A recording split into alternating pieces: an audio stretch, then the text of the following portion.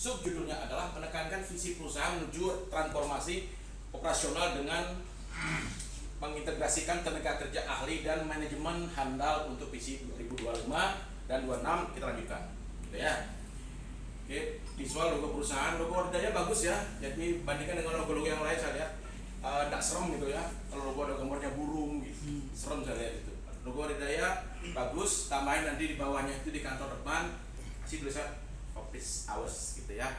Office hours isi sehingga kelihatan nanti pelamar-pelamar yang datang itu nanti dia tahu jam ini saya datang, saya layani ya gitu. Oke, ringkasan eksplikan adalah menuju efisiensi berbasis teknologi. Ya, sebenarnya saya summary ini ya, menuju efisiensi berbasis teknologi sebagai fokus utama yang mengintegrasikan inovasi teknologi dengan tujuan strategis perusahaan. Ya, visinya, tadi Pak Ali sudah membawakan visinya ya.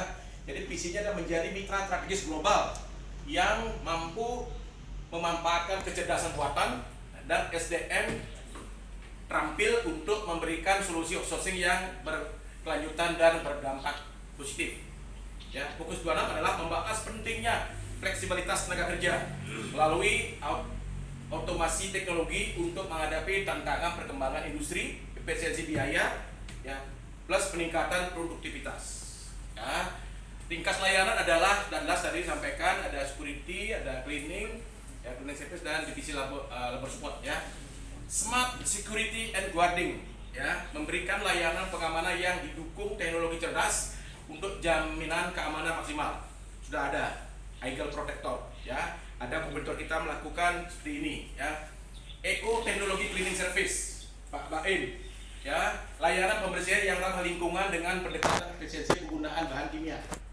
Udah hotel-hotel udah biasa itu. Bagaimana mereka tidak ada kontaminasi terkait dengan penggunaan bahan-bahan kimia. Manajemen fasilitas terpadu, ya, labor support, ya, mengintegrasikan berbagai aspek operasional fasilitas untuk memastikan kelancaran yang berkesinambungan.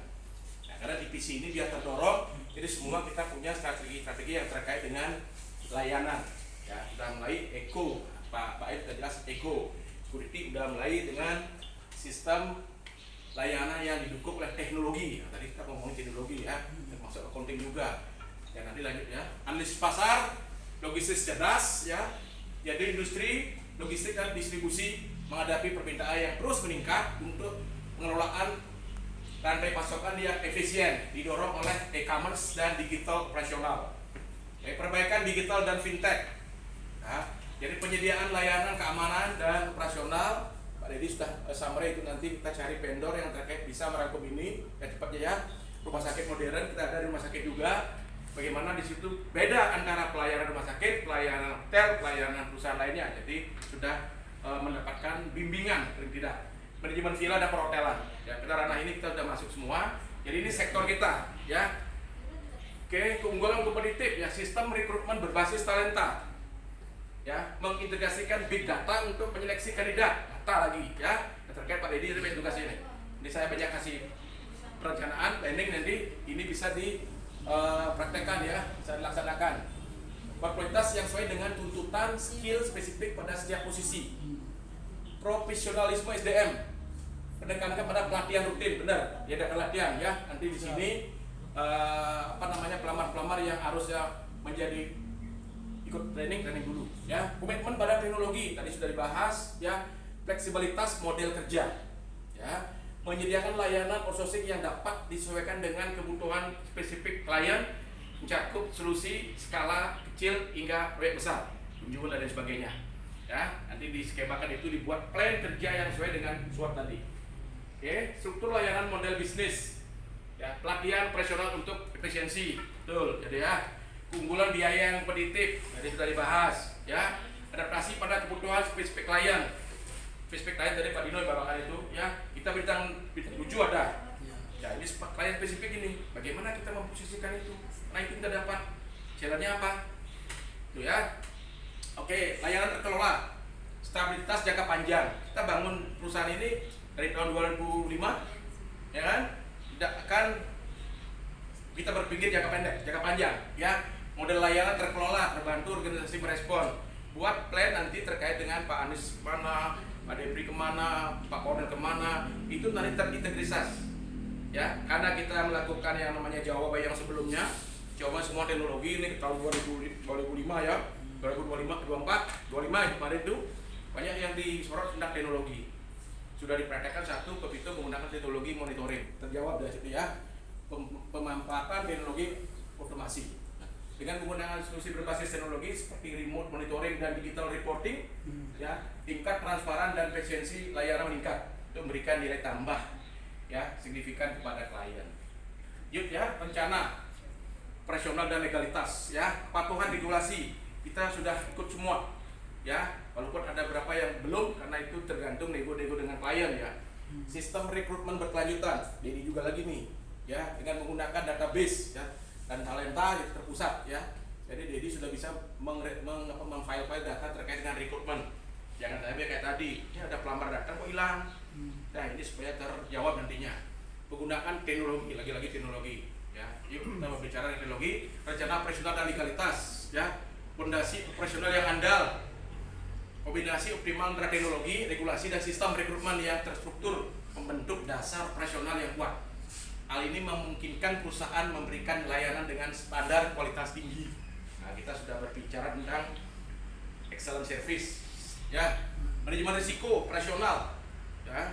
Apa itu? Strategi mitigasi risiko diterapkan untuk menghadapi tantangan hukum.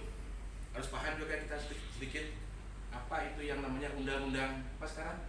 Kita kerja. Ya. Nah, dari ya Omnibus Law kita ada pemahaman, kalau ada tanya itu saya kok tidak sesuai dengan bla bla bla bla.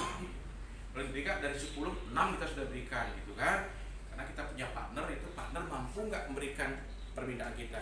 Itu belum, paling tidak kita sudah berikan yang sebagian, tidak total kita berikan layanan sesuai dengan undang-undang, tapi kita sudah berikan ya. Di bawah UMK kita tidak ada klien bawah UMK kan. Lima.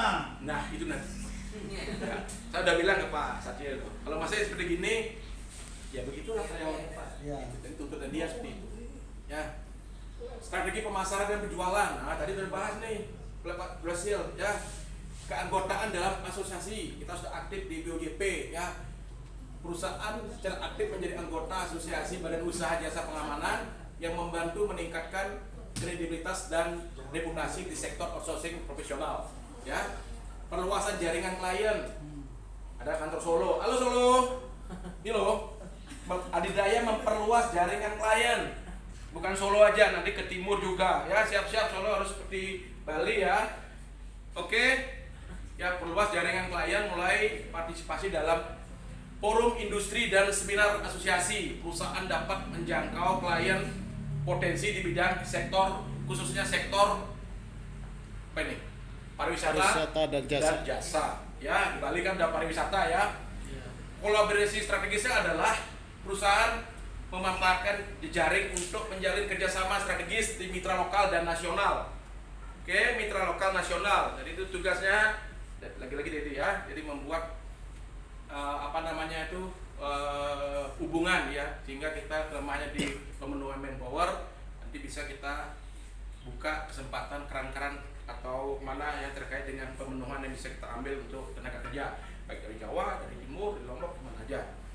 Nah, oke, proyeksi keuangan. Ini sudah dibahas, ada beberapa slide ya. Ada proyeksi keuangan ya. Estimasi transparansi margin bersih. Nah, tadi Pak Fitri itu ada skema yang terkait dengan itu pasti ada ya. Margin bersih dihitung berdasarkan gaji pokok, tunjangan, berbagai alokasi seperti BPJS, THR, dan kompensasi kontrak. Penghitung ini menjadi dasar untuk menciptakan keyakinan dalam akuntabilitas finansial. Ya, oke. Efisiensi biaya operasional. Ya, memanfaatkan teknologi untuk mengoptimalkan penggunaan anggaran operasional dengan penghematan hingga 14%. Hemat, ada dana, ya silakan dikelola. Nah, seperti itu. Transparansi sistem penggajian, kita sudah semua transparansi sistem itu. Ya, sistem penggajian terintegrasi, memastikan gaji pokok karyawan sesuai dengan standar UMK dan pencatatan yang transparan dan jelas dalam kontrak kerja.